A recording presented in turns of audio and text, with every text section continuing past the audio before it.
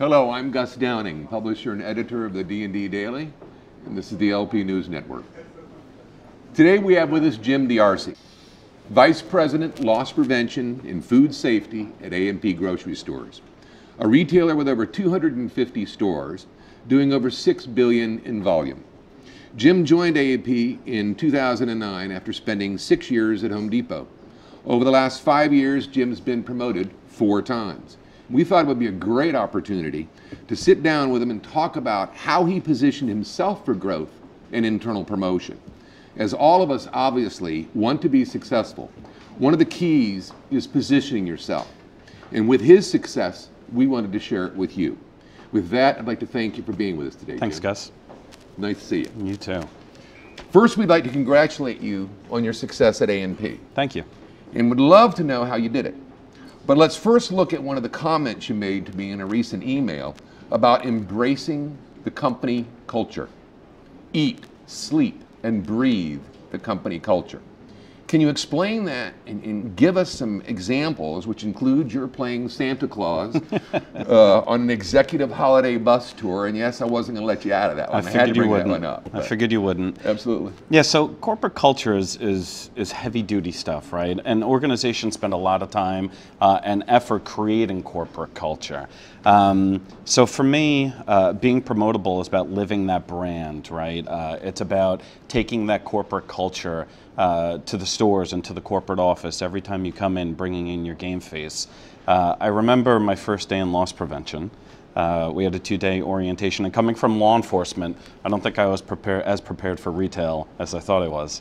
So on my first day, I walk into a break room of a major retailer, and I had gotten there probably about 5 minutes before the time had started. But as I walked in the room, there was a young lady standing on top of the break room table, screaming the company chant. So after that day, and I joined in, and after that day I walked out to the car and I got a phone call from my significant other, and she said, "How was it?" And I said, "I think I've joined a cult."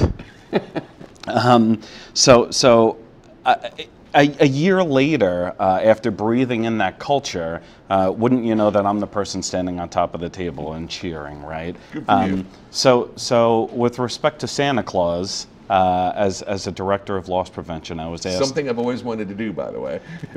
Absolutely hysterical, and there are plenty of pictures and documentation of the event from my team.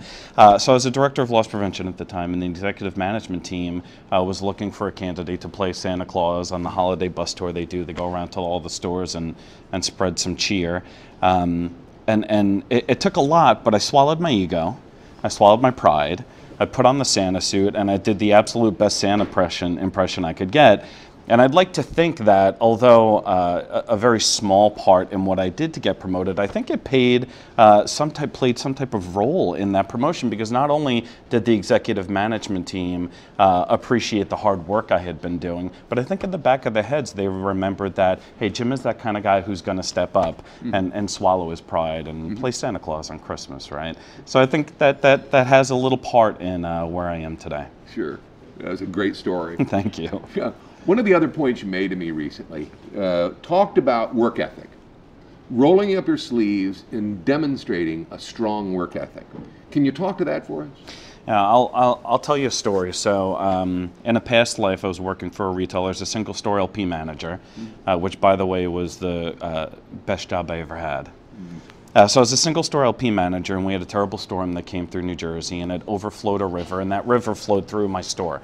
And what I mean by that is 12 to 18 inches of water throughout the entire store. So the recovery effort was massive. We had hundreds of thousands of dollars in product damage, and as the LP manager, I kind of took on the leadership role in that recovery effort. My district loss prevention manager at the time had gotten some resources from throughout the region, and there were about 100 or so LP folks working in the building to help. So 2 or 3 days into the recovery effort, the regional loss prevention manager was visiting the store to see how the effort was going, and I was absolutely terrified, thinking, you know, you get such little time with someone of that stature. I really wanted to impress. Well, she got there early, and I should have expected that, and I was riding an electric pallet jack down one of the aisles, and I was covered in the most unbelievable slime you could believe from river water. And I stopped, I wiped my hand off, I introduced myself. I answered 1 or 2 quick questions, and then I quickly got the nod from my DLPM to go clean up. I went and did that, and by the time I had gotten back and finished up what I was doing, she was already gone. So I asked my DLPM how I did, and he said that her comment was, we need to promote more people like that. There you go. So for me, demonstrating a great work ethic is just working your butt off, right? I remember some of the most promotable people I have on my team, or most successful people, is the guy that was packing down in aisle 6, sweating his butt off, right? The kid who ran to the back room to pick an order. Those are the guys that I want on my team. So for me, loss prevention can be taught, work ethic cannot. So if you're going to get in the game and you're looking to get ahead, have a strong work ethic. Well put. Thank you. You know, another point you made to me, Jim, was about being accurate, knowing the data, be able to back it up, all your claims and what you're putting forward, you know, in what you say, and not being afraid. And here's a key comment I've always found in my career, is not being afraid of saying, I don't know. Yeah, it's absolutely true. As I moved up the ladder, I quickly found that my opinion held less water than I thought it would, and that successful organizations rely on pure facts and vetted data. So I would tell you that as you move up the ladder, it's more and more important to make sure that you're giving recommendations based on accurate data as opposed to assumptions or opinions. I've been in positions in boardrooms with CEOs and my peers, other vice presidents, and been asked questions that without having hard, concrete, cold data, I've reverted back to, you know, I just don't know. Right, which takes guts to do in such a meeting. Sure, and but without that, you make an assumption, you give an opinion. It's not factually based, and it will come back to bite you. I'll give you an example. As an executive, you spend a lot of time kind of doing kind of like a trauma nurse, right? As an executive, you really need to understand what the fires are. So when one of my direct reports tells me we have a major problem, stores are failing something on an audit, it's a major problem? Yeah, it's a major problem. Which question is it? It's this question. Well, it looks like about 85% of the stores are passing it, right? So the difference between a major problem and 85% is staggering. And having that data right there during the meeting. Absolutely. Being prepared and having your data accurate is absolutely critical to making yourself promotable. You know, you made another comment to me about a lateral move isn't always a move backwards. In how when your boss asks you to do something, you get it done with passion, and how important it is to love what you do. When I was promoted to a regional loss prevention manager, I was on top of the world. I remember being giddy, driving home and calling everyone I knew, and I felt like it was the pinnacle of my career. So I had, I don't know, 7 or 8 district loss prevention managers that were reporting to me. I spent 6 months building a new culture of change, which isn't very easy to do. After 6 months, I was reaping the benefits of all that hard work, and my boss called me, who was new to loss prevention. We were reporting to the VP of Ops, and he said, Jim, I need you to come up to the corporate office temporarily and work here. Now, at the time, I thought, why would I give up all this responsibility and all this power to go and work in the corporate office with a small team? So I did what, in my heart, I knew was the right thing to do. I said yes, because he told me to, right? But it was the best move I made in my career. It gave me that corporate exposure. It put me in a position to rub elbows with a lot of the decision makers. So although at the time I thought it was lateral, maybe a step back, it was the best decision I made in my career. Great move.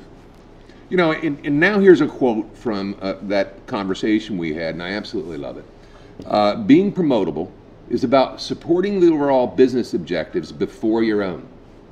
Execute at a high level. Know your business, work hard, and treat every person like a customer, and I promise you'll get that promotion. Now, that's your comment. Now, can you talk to the one point which I feel is critical, and how to treat every person like a customer? Can you speak to that? I can. I remember when I first got to the corporate office with 350 stores of responsibility, I was panicked about getting the most upper tier, most important items done every day. And then I'd have, let's see, an admin for an executive come and tell me, Jim, we have a major problem. Great, what can I help you with? Well, you see, every day someone's parking in the Associate of the Month spot that doesn't deserve it, and we need to get to the bottom of it. Now, in the scope of all the things that we had to deal with that day, probably way far on the bottom, right? But treating everyone like a customer and getting those things done is memorable. That person is forever going to remember that you made them the most important person in your career that day, and forever will speak good things about you. It's going to create a buzz about the level of service that you're willing to give to your peers, and it's all about internal networking. Very, very important. And lastly, you talked about how your family influenced you. You're in your work ethic and all of these components together in the beginning of our conversation. Sure. You know, how your family influenced your whole career. Can you share that? Yeah, I think my family influenced my career twofold. Number one, I have a brother who's just a little older than me, who by nature of being boys and growing up, we were very competitive. I got into law enforcement, he got into law enforcement. I joined the fire department, he joined the fire department. We were captains at the same time in two firehouses.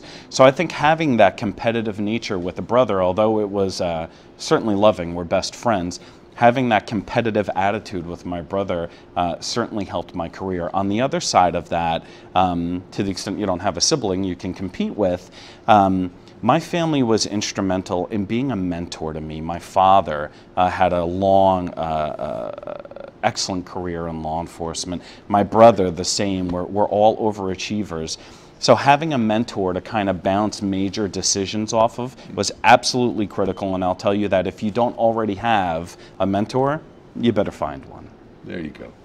Well, I'd like to get a picture of you in the Santa suit for the Daily. I'll send it over to you. Absolutely. I think everybody would like to see it.